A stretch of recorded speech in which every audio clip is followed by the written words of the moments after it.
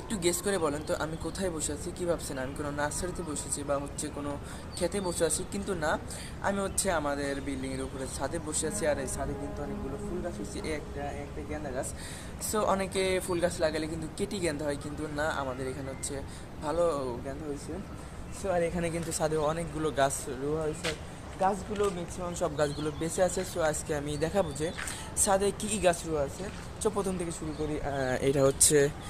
এটা হচ্ছে বেগুন গাছ, এটাও বেগুন গাছ। আর এটা হচ্ছে মরিচ গাছ, অনেকটা এই যে মরিচের ফুলও ফুটছে। সো অনেকগুলো বেগুন গাছ আছে। আর এখানে হচ্ছে গাঁদা ফুল গাছ। আর এই যে মরিচ দেখেন, এই যে সাদে গাছে মরিচও হইছে।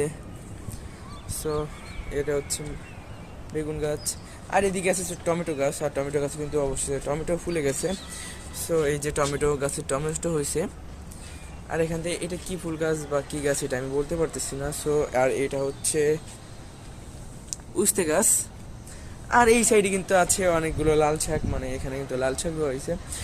সো আপনারা যারা হচ্ছে শহরে থাকেন তারা কিন্তু ছাদে পারলে নিজেরা কষ্ট করে এভাবে গাছটিও ফল খেতে পারেন। সো এটা কিন্তু খুব সুন্দর একটা আইডিয়া। অনেকে আছে যে বাইরে থেকে ফল কিনে খান বা শাকসবজি কিনে খান, তারা কিন্তু একটু চেষ্টা করে ছাদে লাগাইতে পারেন।